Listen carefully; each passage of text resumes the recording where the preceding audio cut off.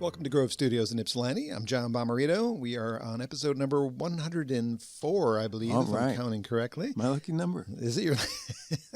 That is a very unlikely lucky number, Mr. Gorka. He's one of the most soothing, warm, and baritone voices in the folk music scene and has been for quite some time. Perhaps anywhere this voice would warm your heart. Grew up in New Jersey. Thank you, John. Grew up in New Jersey, spent some time in Boston, and he's all the way from, well, generally speaking, Minneapolis. I don't think that's where you drove in from today. Kind of northeast of there, and north of Stillwater, Minnesota, so a little bit out in the country. Mr. John Gorka is here. Welcome, sir. Yeah, nice to be here, Grove Studios. It is Grove Studios. My first time. It is your first time. I'll give you a little tour. There's 4 other studios. Wow. This is the biggest one, and you can see there's a drum set and a keyboard. Yeah, and the actual podcast studio is to your left, but I decided I kind of like doing the things there, with the cameras over here. So if people just want an audio-only podcast, it's certainly something you could do here. But it's generally set up for folks who need a place to get out of the garage and get into the studio. Yeah. So grovestudios.space if you want to see it for yourself. There have been, many folks passing through here, and occasionally they conflict with when I want to record, so I have to work around them. Yeah, which is a good thing. Yeah. The Grove Studios. Thanks to them for letting me visit with so many great artists, not just from Michigan, but also from abroad.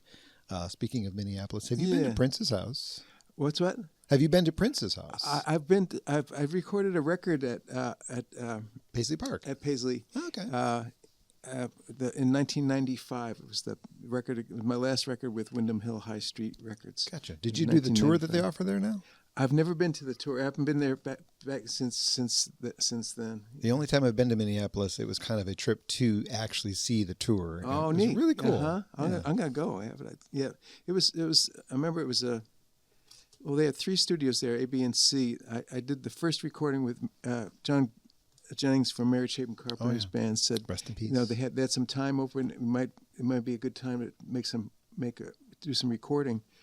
So we did. I think we did a couple days at Studio B, and then I went back. That was more expensive, and the Studio C was more affordable and had access to all the good microphones and equipment and everything. So we did the rest of it there.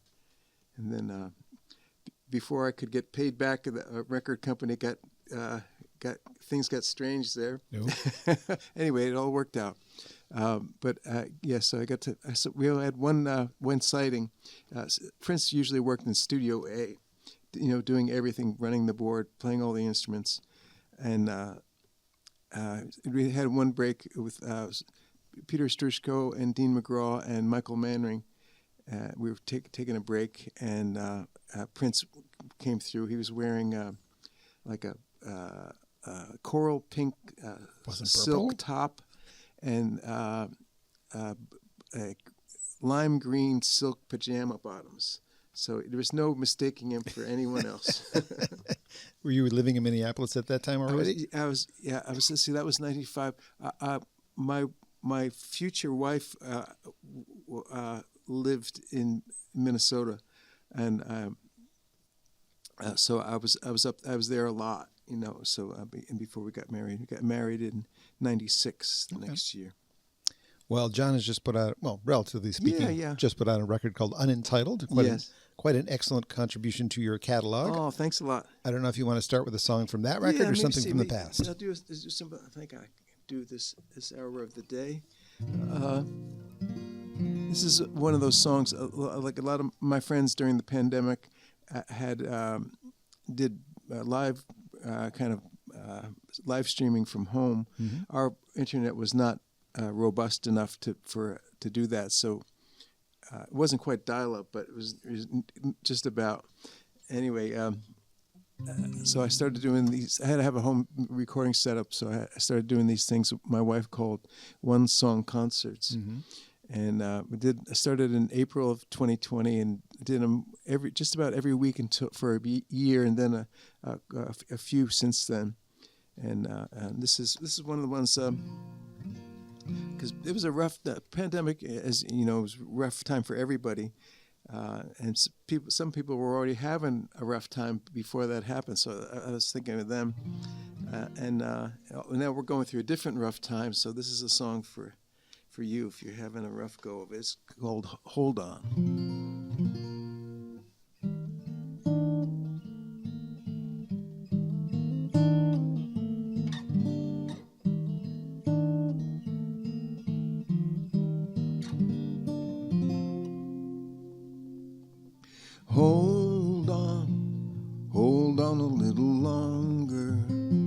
Some trouble makes you stronger, some trouble knocks you dead. Hidden, tomorrow it is hidden. So much comes unbidden, makes it hard to plan ahead. Oh, to be normal and formal again.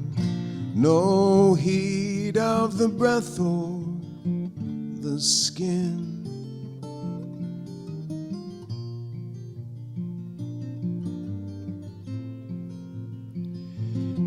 Cold one, the winter was a cold one. And if you are an old one, could serve to make you mean.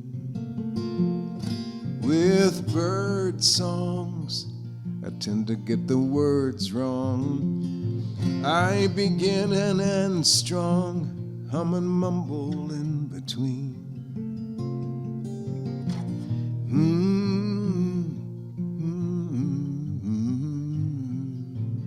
Da-ba-da-ba-da-da.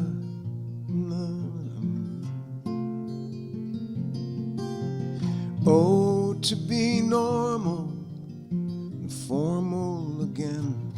No heat of the breath or the skin.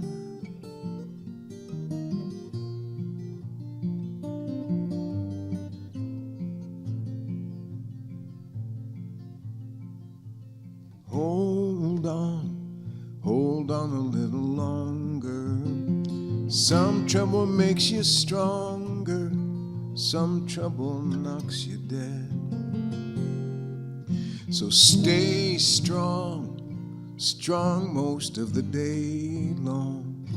Stay until the night's gone, stay till you can dream again.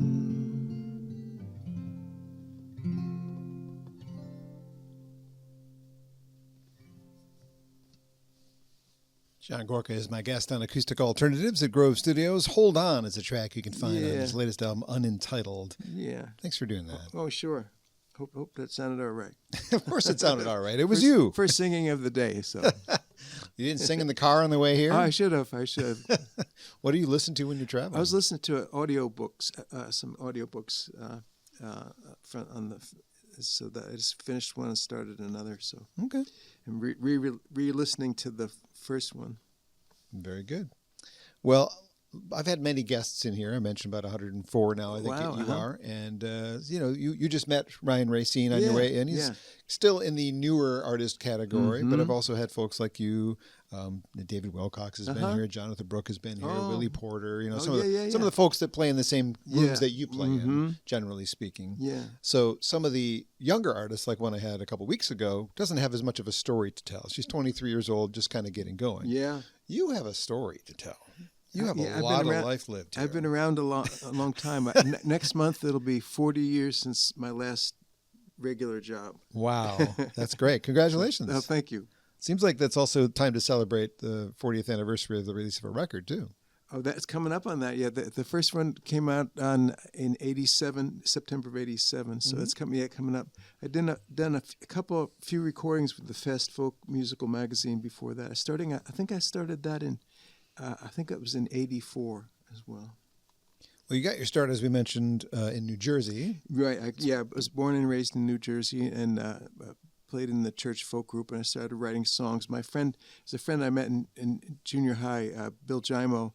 He's the first person I met who wrote songs, and I didn't know that regular people could write songs.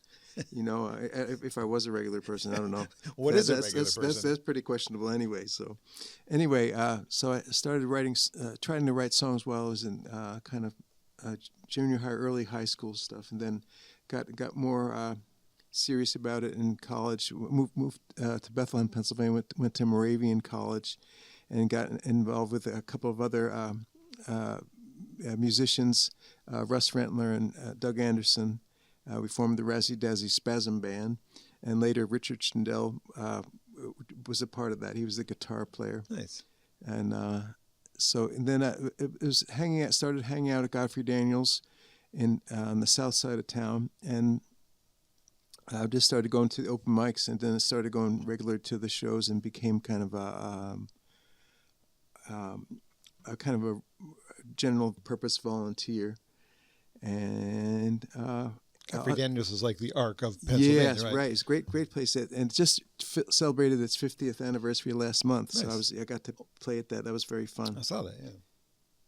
So yeah, and the people, I started to open shows for people there, and the people like Jack Hardy and Nanci Griffith and Bill Morrissey opened doors for me in other parts of the country, bringing cassettes to play, to Bob Donlin at Passim and Cambridge, Mass, and Jack Hardy asked me to be a part of the Fast Folk musical magazine, and so I became an outpatient of the New York folk scene. And that was it was so many talented people. I didn't realize it was a scene until after it was over. What was it like growing up in your house? Were you the only child, or you? No, I'm the youngest of three. My brother plays guitar, and so he showed me some chords and let me borrow his guitar. And I wanted to play banjo. It was and I got the wrong kind of banjo. I got a tenor banjo, but what I really wanted was a 5-string, because I love the sound of the Scruggs style banjo. And so I got the Earl Scruggs record and book, and started learning forward roll, backward roll, and all those kind of the basics of a banjo playing. Always loved the sound of the banjo. I started writing songs about 6 months later on guitar. Okay. And have continued that. And I think the biggest difference was, one of the big difference was meeting Jack Hardy. The first opening act I did at Godfrey Daniels was in June of 1979 with Russ Rentler from the Razzie Dazzee Spasm Band. We went as the Razzie Dazzee Brothers. Anyway, and Jack, he was kind of this a leader of the kind of Greenwich Village folk scene. And he was the first person I met who wrote songs on a schedule. He had a schedule of trying to complete a song a week, and I never knew songwriters could do that. And I knew that maybe fiction writers could write for a certain number of pages a day. Yeah. But I didn't know songwriters. I kind of mainly waited for inspiration to strike. And Jack said, that's a cop-out. If you put yourself on a schedule and you work at it, you're going to get better faster, even if you throw out most of what you come up with. And so I started. I thought song a week seemed a little bit too ambitious, so I started to. I've said, okay, I'll try a song a month. And the first year ended up with more songs than months, and I went to 2 songs a month. And so I had the deadline in the middle of the month and the end of the month, and I stayed on that for many years until having kids. then it was whenever. No. Now it's just squeeze them in when you can. Right. Yeah. But I still love writing songs, and. I feel lucky that I continue to be able to do this, and people are coming out to the shows, and Red House Records got sold in 2017 to Compass Records, but they 2 great labels, really. They've been great, yeah. No, so Allison and Gary, just I feel really well taken care of there. So it's nice to have, because I didn't, I know my friends of mine put the records out by themselves, the physical ones, and I guess there's enough people who still have CD players. I do. that so I still bring them along with me. But unfortunately I ran out for tonight's show. That's okay though, because if you ran out, that means people are buying them. It's a good problem, yeah. Yeah, for sure. It's a problem, yeah. The fact that most of your records on Red House makes me wonder that if there could be a comprehensive compilation of your work, would they have to license from Windham Hill? And probably so. They have to get Windham Hill no longer exists. It's owned by Sony, I think. So and I don't think you can really reach any of those people on the phone. But I feel like at some point there should be. Not that I'm expecting you to wind up your career anytime soon, but as a career comprehensive collection. There was there's a thing called Pure John Gorka that was a kind of a collection of Windham Hill things. But that's only part of your career. Yeah, that's We're talking the comprehensive 40 years of John. Like, what if we did a 40-year collection? There has to be songs from those records because some of those are really important songs in your catalog. They were good. They were really good at the beginning. They're still good. This is a solid Red record, House. John. Red House is great. Now, I thought the label of the other people I went. My first record came out in Red House. I know. Then I went with Windham Hill High Street Records for 5 records. That started great, ended badly. Yeah. But the good they did, they could not undo. Good point. Well, you didn't release that first record on Red House until '87, but technically you recorded it in '85, right? Because you re-released it as Before Beginning. That was recorded. Yeah, I made the first record 3 times before it came out. As I know was the third version. Now I know it. Yeah, and then the first version they did in Nashville in November of '85. Yeah, that finally came out as Before Beginning of 30 years later. Why did you end up recording it 3 times? What was? Well, I guess I was new to the recording world, and trying to get something. There was some problems with the Nashville recording. With technology we were able to correct in time, but back then I didn't feel like it. I liked it. There's some great players on it, and but I felt like. I didn't know if it was me, and I worked with Bill Kohler. He said we tried to remix. I brought the tapes. From they sent up from Nashville, and I drove them to the studio in New York City. There's a guy who's engineer wanted to see if he could remix them, to get it closer to. My car got. I had car trouble, and the car stalled in the Holland Tunnel on the way to the studio. It was right around rush hour, but fortunately it was I was going into the city, and so it wasn't as bad as if it was the other way around. Anyway, a little Jeep came up and pushed me out and left me there, but I was able to get the car started again, and anyway. That might have been your first time on the radio. You probably made the traffic report that day. Yeah, I think I had a little influence there. Well, technically, then the 40th anniversary could be 1985 of that record because the songs were done. Right. So yeah, I mean, that's right. Yeah. You're sort of past it. Right. I missed it. Yeah. The original pressings. I don't know if you know this of I Know There Are Typos. There's a typo in the catalog number. Is that right? On some of them. Like when they repressed it, I think they fixed it. Oh, that's interesting. I was doing a little research on that. Is that 016 or something? I forget now. I have it at home. I have all of them at home. Yeah. They're all there. Well, I know you didn't really have a great experience with Windham Hill, but I was curious how you came to be part of William Ackerman's Windham Hill family. Did they discover you at the coffee house? I think what happened was Tracy Chapman's record. Her first one, got such a great reception.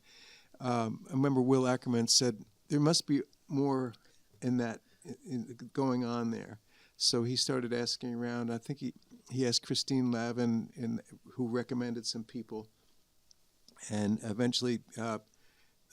They put out a thing called Legacy, which was a record, and they ended up putting two of those. I have both of those. Featuring acoustic singer-songwriter types, and I was on that, and was a part of the Legacy tour. And then some of the people who were on those records got signed to the label. And if you ended up on the same label you're on too, later, right, Red House. Right, back in Red House, right. Seemed like that's a more natural home for you. Yeah, absolutely. But no, they were great to me at the beginning, and so they had major label distribution. Sure. And so even some of the records were available through like Columbia House Record Club, which is. I mean that you made it when you made Columbia House. How about that? That's funny. And I made some videos. They actually got played on the TV, and country stations and stuff. Never considered you country in my life, but well, I'm from this country, but yeah, right. But but what is country music? Right, yeah. I think that the label thought, well, let's it's acoustic. Let's maybe the country people will like him, and the TV people, the Nashville TV people, were very open to what I do, and the radio people not so much, but it was fun to. I got to make a record there in Nashville with some great players out of the Valley, and so that I'm glad to be I was just back there for the first time since the 90s. Oh no, there may have been one other shop in there, but Nashville is really built up now compared to what I remembered. Played there at the City Winery on a winter's night. Nice. It seems like it would have been something I've discovered sooner, but according to my records, because I'm kind of a geek and I have a spreadsheet of everything, the first time I saw you was 2005, which makes no sense. But maybe it took me that long to stumble into your music.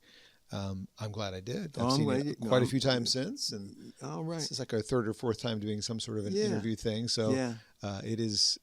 You're an important part of the folk music world for me. You're like, thanks. To put the word legend on you may feel weird to you, but to me you are. Oh, well, thanks. You've got this great catalog of music and a new album again called Unentitled. Do you want to do a song from the new record or a back song? Let's do maybe I should just do I do this as a song that was it's been in a couple movies, but I use it as a introduction to what I call the new people, because I figured that not everybody's heard me, so a friend brought them. I play this song. Right, I play this song. It's called "I'm from New Jersey."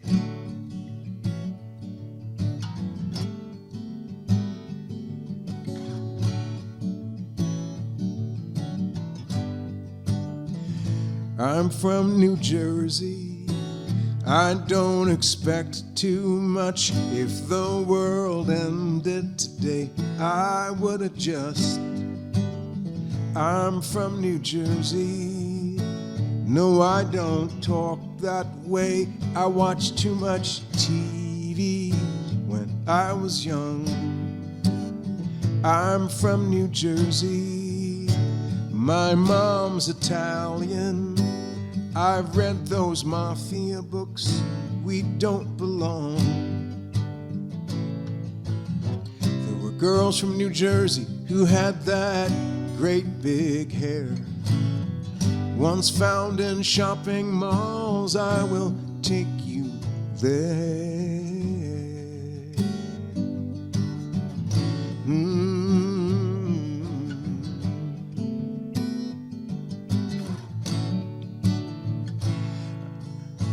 I'm from New Jersey. It's not like Texas. No, there is no mystery. I can't pretend. I'm from New Jersey. It's like Ohio, but even more so. Imagine that. I know which exit and where I'm bound. The tolls on the parkway, they will slow you down.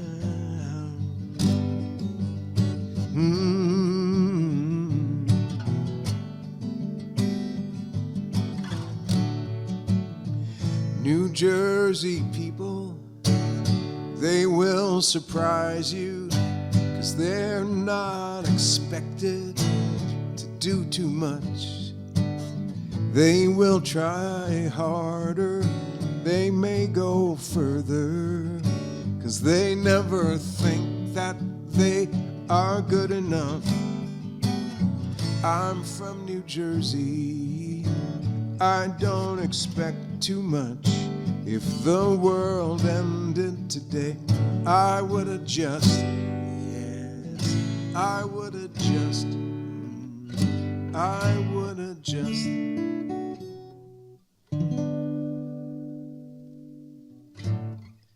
My natural reaction is to try clap, because that's what I do at the shows, because it's a song I've heard many times live. But I will admit, first few times I heard it live, and before I owned the record that it was on, sometimes you can't always make out all the words live. Yeah. I would have just is what I heard. And then I'm waiting for you to finish the sentence. I would have just what? I would have just. I see. I got you. I would have just. It's just like this. My brain went to it. Oh, that's funny. Yeah, well. That's right. I would have just. Well, would have just what? Maybe I'll sing it like that just to confuse people or myself. No, don't do that. John Gorka is my guest today on Acoustic Alternatives. We are at Grove Studios, grovestudios.space if you want to see the space yourself. Grove 5 Studios, different rooms. Ypsilanti. Yeah, that's right. 5 different rooms that you can rent 24/7. If you want to do this at 3 a.m, you can come in. That's very convenient for most people, but some people are night people, right? That's right. But at 3 in the afternoon is better. Come on, it's keypad. That works anytime as long as you have your code. I encourage you to check it out. Again, without Grove Studios, there would be no Acoustic Alternatives podcast. There would be no Visit with John Gorka or any of the other folks who've come through. I wouldn't have a place to do this. There's my day job. A lot of equipment. I'm going to check out your equipment. Okay. And play the drums behind you when you're done. Yeah. No, maybe not. John, thank you so much for visiting me today. I'm really, really pleased to have you here. Oh, yeah, I'm glad to be here. Yeah. You've just done 2 songs that are good examples of the songs that are your spectrums. I would use Let Them In or People My Age as the other spectrums. Right, yeah. Like Let Them In is just this beautiful tearjerker. People My Age is a laughter song. Like you've got both parts of your brain working when you're writing songs. I always like to, sometimes the songs are so serious that we need something to lighten things up or just to balance out the picture. I often like... I've always liked John Prine and Steve Goodman, who could have humor in serious songs. I thought that was a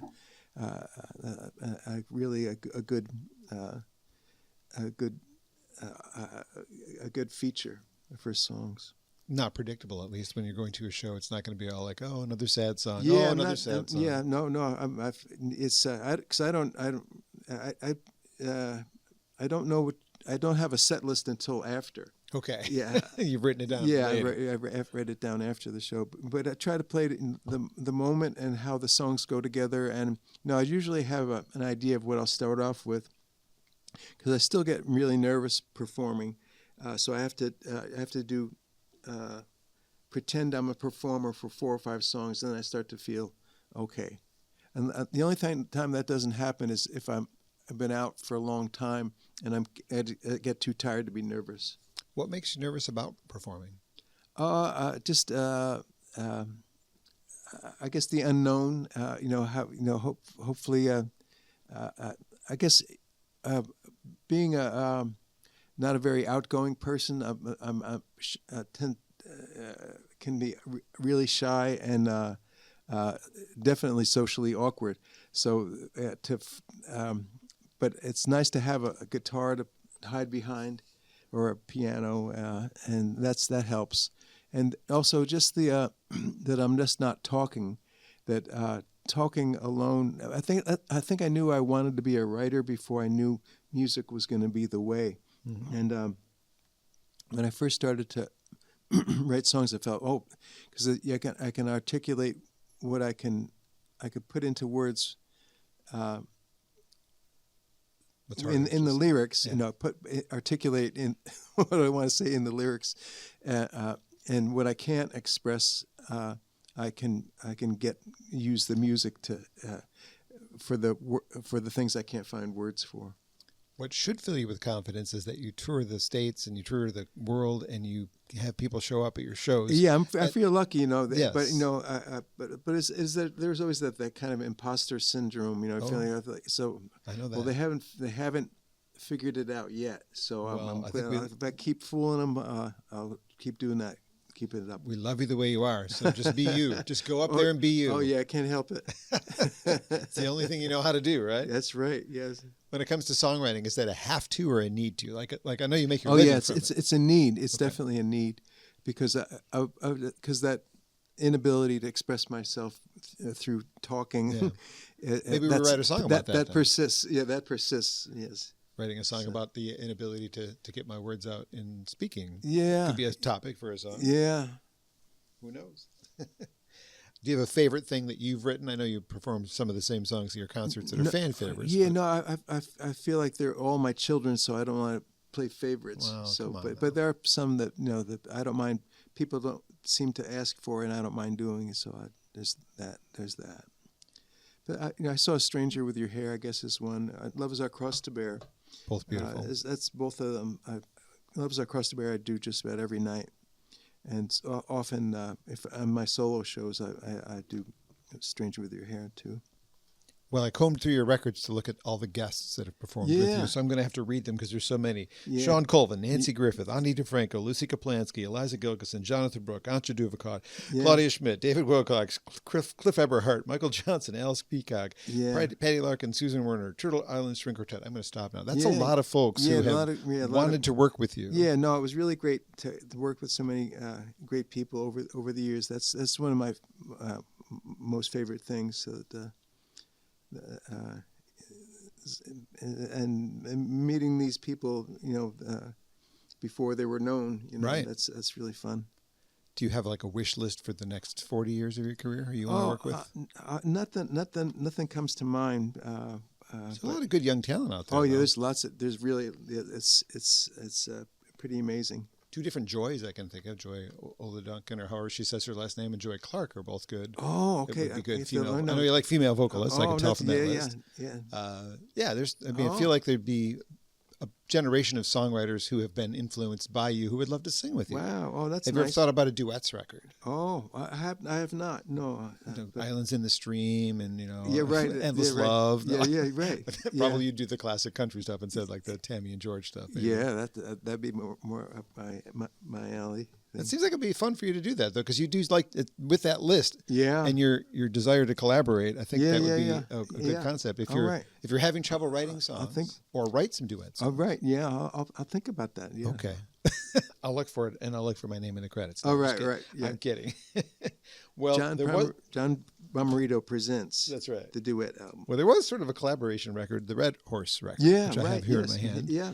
Is there any chance for another one of those? Oh, there's some talk of doing some shows. I think in 2028, if we're all still alive. Anniversary? No. It was just because some people had asked about doing a Red Horse show, and so they're kind of. So I'll see what. I haven't talked with them about that yet. Lucy, I've just seen recently with the anniversary. Winter's Night show on a Winter's Night, and Eliza I see pretty regularly. I'm a part of her songwriter workshop called Casa de Música, which started out as live at her place north of Taos, New Mexico, but when COVID hit, it went online. So we do that, I think, a couple times a year now. Well, you've been performing live in front of people for 40 plus years. Do you have a favorite moment of something you did on a stage, or something that happened, or even a favorite place to play? Well, I got to play the Gypsy Life. The recording, the DVD? Yeah. Nanci Griffith sang backup for me at her show at Carnegie Hall in, I think, 93. It was part of the Other Voices, Other Rooms tour. I guess the one other thing I talk about, it was a moment I got to when I mentioned I was in Nashville and a lot in the 90s. I had a day off, and I got a call from Nanci Griffith's people saying that she had a recording session. Would I like to be a part of it? And so I went, and it was quite a. It was one of the last songs for recording for her Other Voices, Other Rooms record. And the song they were going to be recording was Weem Away, and the main principal singer was Odetta. And then they had a whole bunch of people singing backup. And Nanci was there, and Jim Rooney, who produced the record, and David Mallet, and Tom Mitchell, the Indigo Girls, and John Prine. Wow. Yeah, and there was a few other people in there as well, but so that was, and I've been telling this story a little bit on stage. When Odetta walked in, there was a lot of commotion, people visiting with each other beforehand. Then Odetta walked in, and the whole room went silent, and it was like the seas parted. It was really she had such great presence, and she didn't say a word. She didn't make any announcements. She announced herself with her presence, and it was very powerful. And it was done, it was done kind of live, the old-fashioned way, and I think we just did one or two takes. I don't know, maybe not more than one. I don't know. And I remember it was pretty electric, a lot of electricity in the room afterwards. I remember John Prine saying, "I think I'm going to go home and vacuum for a couple of hours and sing Women Away." Yeah, love that. It's a good memory. Yeah. Nice. So that's one. I said that's the one that comes to mind. Also, getting to I got to have breakfast with Pop Staples from the Staples Singers at a festival in London in 1992. So that was very fun. Which inspired a song that I could probably play that song if you don't mind. Oh, sure. I got to have breakfast with him and ask him about some of the people he knew. And he was originally from the Mississippi Delta. He knew some of the original folk blues people. And let me see. So at the end of our, I was mainly asking about places, people he'd known, and places he'd been. But he was looking to the future, and he said, "You're a songwriter, right?" And I said, "Yeah." Humbly. Yes. And so I said, "Well, if you ever have any contemporary gospel songs, send them to me.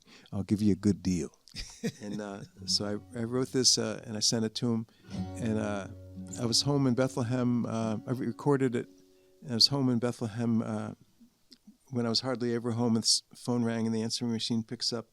And I hear the voice say, "Hello, this is Pop Staples." And I rushed over the phone. I couldn't believe it. I was so excited.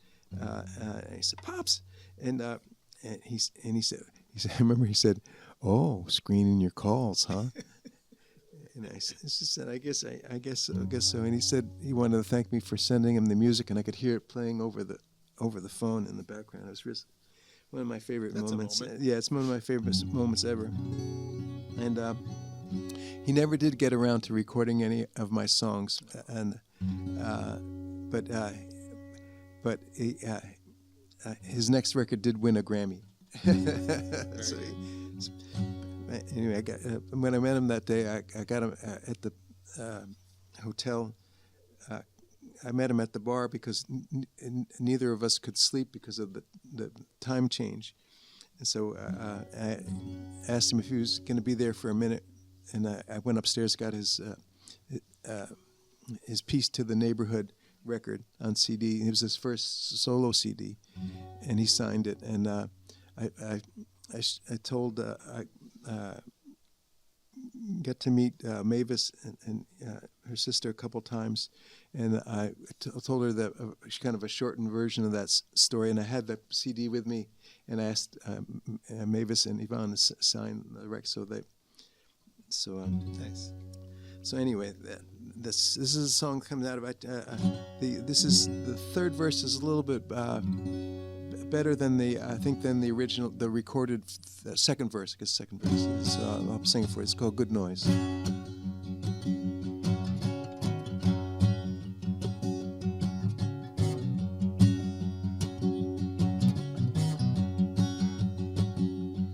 Tell me the truth. What are you living for? Tell me why are you near? 'Cause if you cannot make yourself a good noise, tell me what you're doing here. Tell me the truth, what are you living for? Tell me why are you near? 'Cause if you cannot make yourself a good noise, tell me what you're doing here.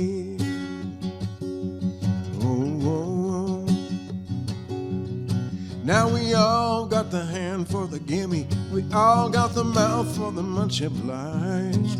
But when it comes down to giving back, we give the eye to the other guy. Oh, it seems that so much trouble is simply caused by the angry word. Although silence can be a virtue, I say it's a good noise that's preferred. Tell me the truth, what are you living for? Tell me why are you near? 'Cause if you cannot make yourself a good noise, tell me what you're doing here. You may have every right and reason to be down in the dumps today, but aren't you just adding to the problem? If you've got nothing good to say, I have a question for the mighty all across this mighty land. Well, tell me, how can you ever take a breath of hope talking down your fellow man? Tell me the truth. What are you living for? Tell me why are you near? 'Cause if you cannot make yourself a good noise, tell me what you're doing here. Tell me the truth. What are you living for? Tell me why are you near? 'Cause if you cannot make yourself a good noise, tell me what you're doing here. No kings, what you doing here? No kings, what you doing here?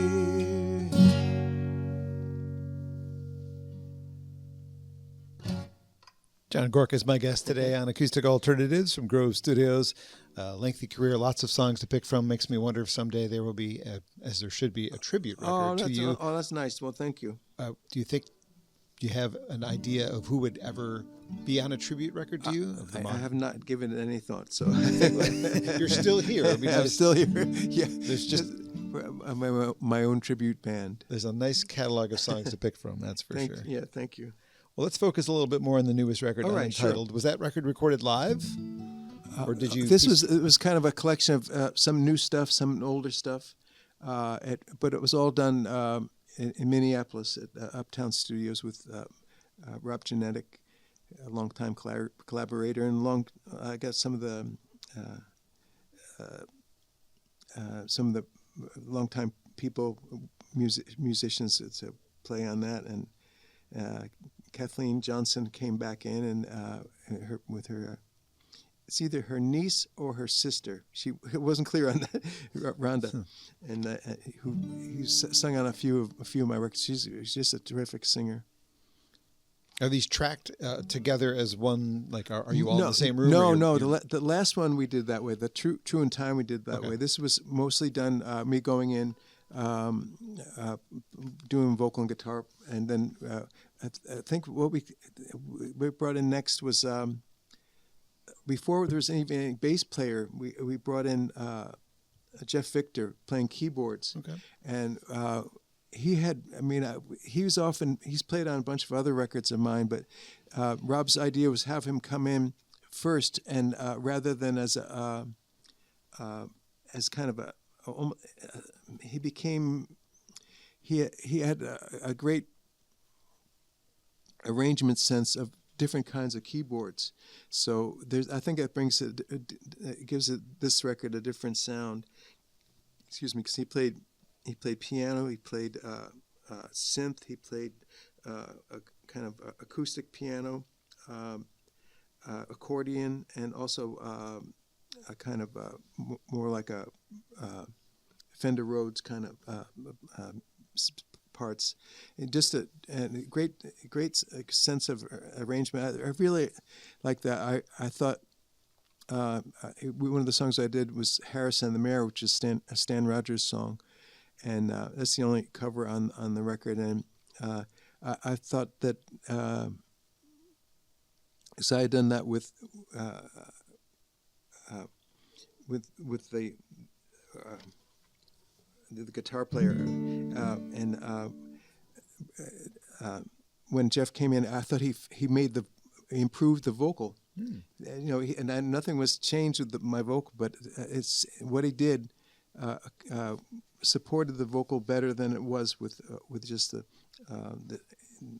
acoustic guitar and the octave. I'm not sure what the octave mandolin, I guess it is. You mentioned the previous record was kind of recorded all. Right, yeah. I've never seen you do a live show that way. Have you done live shows that way? I have done a couple, yeah. I've not done, I know friends of mine who do this wanted to have a band, but I don't know, I guess I'm kind of solitary, but but I've done a few shows with the band. One of the songs on the record that gets my attention is "Give Us Back Our Water," and when I'm listening to the lyrics, it makes me wonder. When you're not out on the road, are you at home? Are you an activist or like a concerned citizen of the world actually doing Yeah, things? there's different ways of, I've been to a few of the recent marches, and so there's different ways of, being political. I don't, I think now I feel like I feel the need to do more than I've done before. And, but that was a song that I wrote shortly before visiting West Virginia, the Mountain Stage radio show. There was some kind of chemical spill that polluted the drinking water there, and I wrote that. I think I played it on the show just after I'd written it, and then we recorded a version of it. It's finally came out. I think Eliza Gilkyson sings on that one. I think you've done that one before the album release at the Ark, and you mentioned the Flint water crisis. Yeah, right. That's right. Yes. Because that, here in Michigan, we had that on our brains a lot. Right. Yeah. Absolutely. Yeah. How does that happen? Like, yeah, really. Some these basic things should be taken care of. That could be your "This Land Is Your Land" song. It is kind of about Right. Yeah. This is our land. Cut it out. Don't damage us. Maybe you could play it from the record, because I can't play it for you right this No, that's okay. I was bringing it up in conversation because it's a standout cut. Oh, well, thanks. And, I'm glad you like it. Another one that kind of stood out to me because I'm not a historian. And in fact, you just met Ryan Racine. Yeah. He has a song about Boston Corbett, the man who shot Abe Lincoln. Oh, Lincoln. Wow. So he's written a song about somebody I didn't really know much about. Mm-hmm. I don't really know much about Richard III. What inspired you to write a song about Richard III? Oh, that was I remember hearing on the news that they had found his body, his grave, that was in they were doing some construction in London, building a new parking lot. Gotcha. And they came across Richard III's body, and they were able to authenticate it through various means. One of them is that he had a hunched back, so that was one of the ways that they were able to determine it was him. But I think there was probably some other DNA proof of that as well. I just didn't know what would inspire to write a song about him. Yeah, I had not really thought about it yet. And I just like remember they described him as the last Plantagenet king, and I just like that. That's caught my ear, I think, as a songwriter. You mentioned in one of the other songs on the record that 50 is old for a cowboy. Isn't right? No. Oh, I think it is for a cowboy, not for a folk singer. No, folk singer, that's young.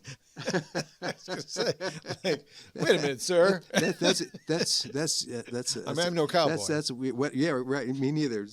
But yeah, there's no data showing that 50 is old. Right? No, not for. I think maybe for a cowboy, maybe if you worn out your parts in that. I don't know what's involved in, but I thought that sounded on the older side.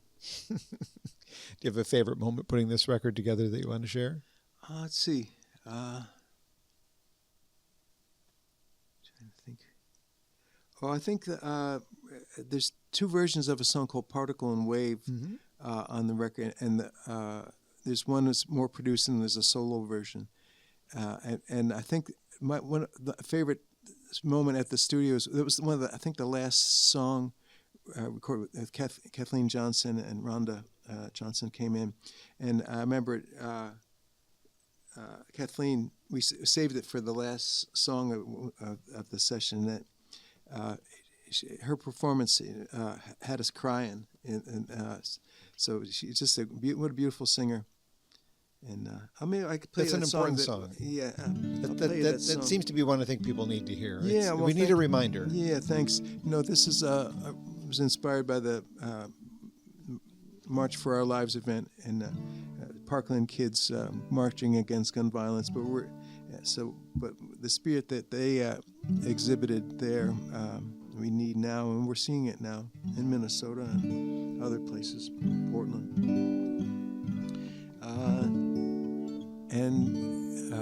I was watching the March for Our Lives event on TV, and I was moved by the sight of all those people and what they had to say that day.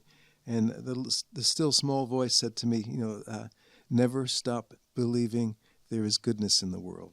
And the title comes from the idea that sometimes photons can act like a particle and sometimes act like a wave. And this is called Particle and Wave, or Goodness in the World.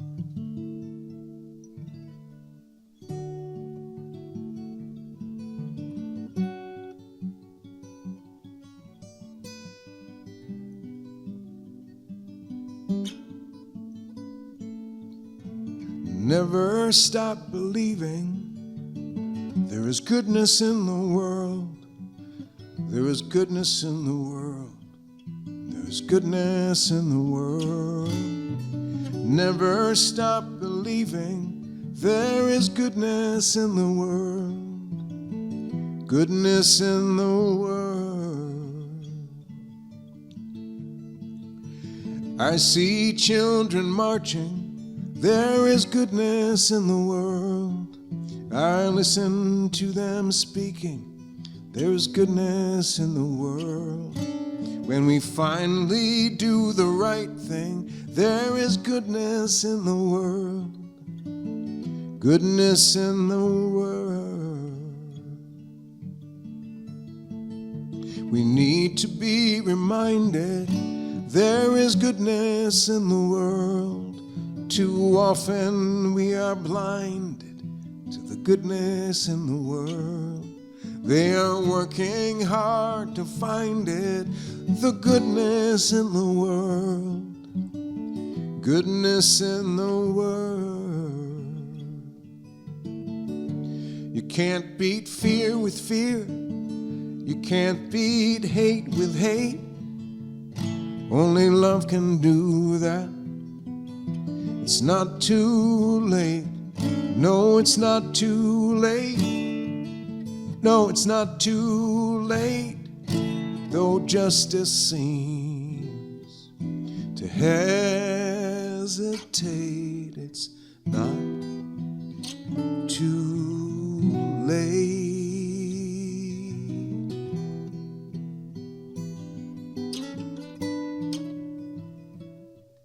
I saw a sea of people, both particle and wave, teach the ones who came before a new way to behave. I saw a sea of people, both particle and wave, wash over the world, their very lives to save. Never stop believing there is goodness in the world. There is goodness in the world. There is goodness in the world. Never stop believing there is goodness in the world. Goodness in the world. Goodness in the world.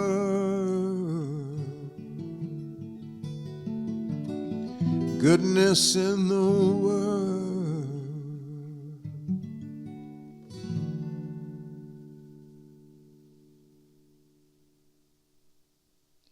John Gorka is my guest on Acoustic Alternatives at Grove Studios. John, look me in the eye for a second. This might be uncomfortable. That is a really important song. Oh, thanks a lot. And you need to keep playing that at your shows. Yeah, I've been playing it every night. Yeah. 48 years into your career, 40-ish years. Yeah. You should not be writing songs that great still, but you are. Well, thanks a lot. Thank you. Keep that one alive. Thank you so much for doing songs from Unentitled in your back catalog and for visiting me today. Yeah, thanks. Nice to be here at Grove Studios. Nice to be able to visit here. And come on down. And could people make records here?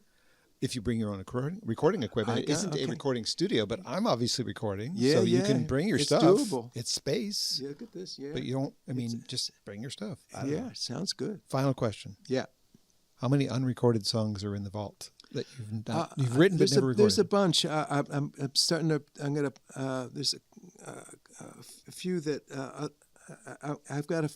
I have to go back through that. I've got some new ones, and there's a couple old ones I want to get out there.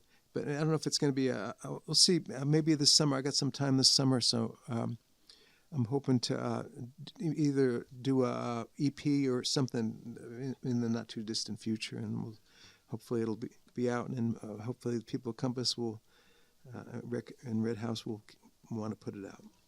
I hope so. Thank you again. So right, good to see John. you again. Yeah. Thanks. I don't know if hello there in podcast land. Is that a place? Can I go there? Oh yeah, podcast land. Yeah, it's how much are flights? It's everywhere. The ever present. Podcast land is very nearby and far away. There are more guests scheduled to be on the podcast. So if you're new to the podcast, you have about 100 plus to explore. All right. If you've been with me for a while, stick around. There's more to come. I'm going to have a revisit with Dave Boutet and Christy Lynn Davis, now just going as Dave and Christy. And who else is coming in? Somebody else is coming in. All right, I'm working on Cabaret Boreala. This is going to be an interesting one. I've not had a quartet in, and definitely not one that does this classic-sounding jazz. Wow, so that'll be interesting to figure out. All right. Thanks for being here. Check out more at johnbomarito.com. Yeah, bye-bye.